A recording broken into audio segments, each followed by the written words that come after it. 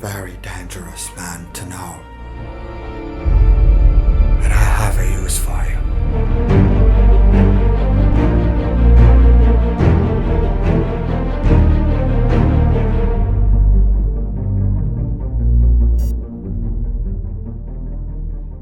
في بداية القرن التاسع عشر الرحالة جيمس كيزايا ديليني يرجع لموطنه إنجلند بعد رحلات ما بين أفريقيا وأوروبا وغيرها في محاولة لإنقاذ إرث والده المتمثل في مزرعة موقعها استراتيجي، واللي حكومة بريطانيا وحكومة أمريكا بالإضافة لشركة النقل الأعظم في ذاك العصر مستعدين إنهم ينهوا حياته في سبيل الاستيلاء عليها. Now you know them.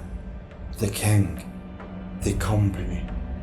and the Americans. من إبداع ستيفن نايت البريطاني المذهل اللي عطانا بيكي بلايندرز، بالإضافة لتوم هاردي ووالده شيبس هاردي اللي انبنى المسلسل على قصة من كتابتهم من إنتاج البي بي سي. وخليني أقول لك إنه لو أنت يعجبك بيكي بلايندرز فأنت أمام قصة مشابهة أحداثا وتصويرا وموسيقى، لكن خلي هذا كله على جنب. What made تابو هو أداء توم هاردي كشخصية رئيسية في هذا المسلسل. Who is this man?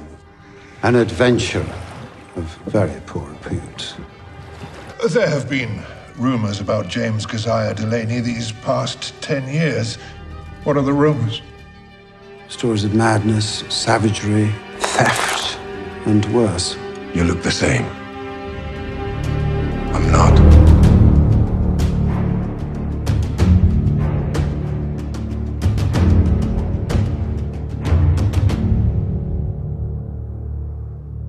توم هاردي شارك في كتابة وإنتاج المسلسل بجانب المخرج العظيم ريدلي سكوت، فلك أن تتخيل الحرية اللي عاشها في تأدية شخصية رئيسية مضطربة مخيفة ذات ميول دموية مفجعة. I have sworn to do very foolish things.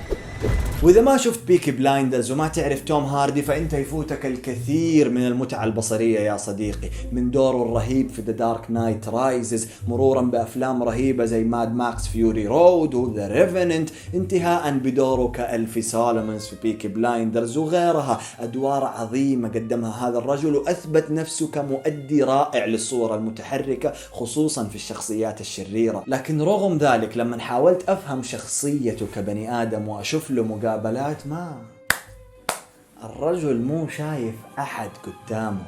يا بني آدم أنت قاعد جنب ديكابريو وقاعد تسف شوكلت.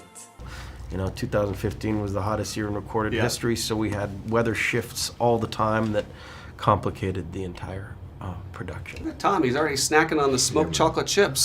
How are they, bud? Let me try That's this. really good. They're good, aren't they? They taste like a campfire.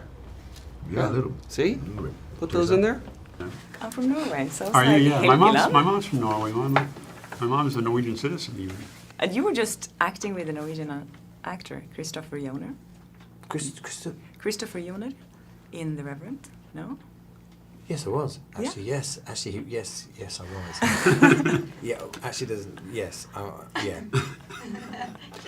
I can't say anything about that. شخصية جيمس ديليني شخصية غامضة كثير، تملك هيبة وحضور ساعد في تعزيز ظهورها شخصيات ثانية بجانبه مثلها ممثلين رائعين أمثال جوناثان برايس اللي عرفناه في دور الهاي سبارو في جيم اوف ثرونز، بالإضافة لمارك جيتس اللي أبدع في دور مايكروفت هولمز في مسلسل شيرلوك، ناهيك عن دور أونا تشابلن الآدمية اللي عطتنا دور زوجة روب ستارك ما غيرها. أعتقد أنه اختيار الممثلين في تابو كان مبني على قدرتهم لتأدية الأدوار اللي عطوهم إياها، مو بسبب نجوميتهم وشهرتهم. عشان كذا جاتنا أدوار سوليد اتمثلت بأداءات مقنعة.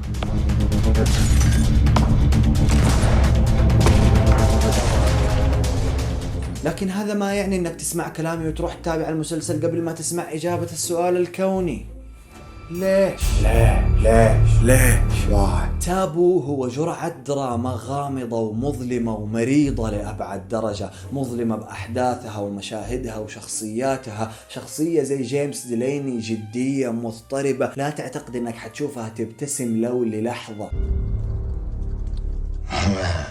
أهدافه تقريبا واضحة، لكن الطرق اللي بيوصل فيها الأهداف دايما غامضة وتتركنا في حيرة. I know things about the dead. I've witnessed and participated in darkness.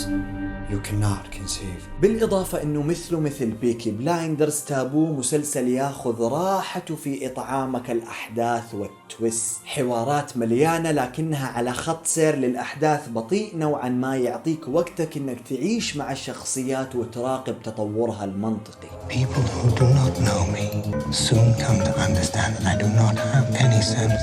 James Delaney is laughing at us. تصويرا المسلسل أبدع في عرض حقبة بداية القرن ال19. أنت تتكلم عن لندن عام 1812 يا صديقي، مدينة زراعية مطينة مع كل الخيول والمستنقعات والأدخنة، بالإضافة لقصور وعربات الطبقات العليا من المجتمع. كل هذه تم تقديمها في مواقع رهيبة وديكورات وإكسسوارات متعوب عليها، عيشتنا الأجواء المظلمة الباردة للندن في بداية القرن ال19.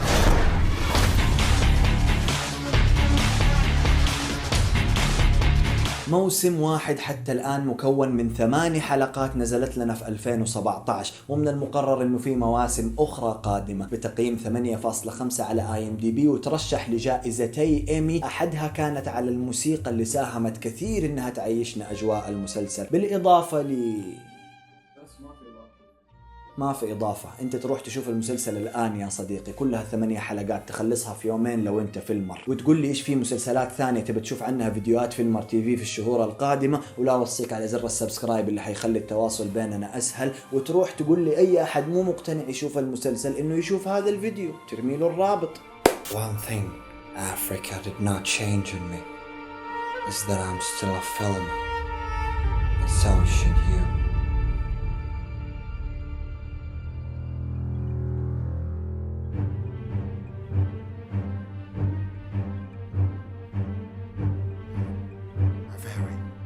Very dangerous man to know.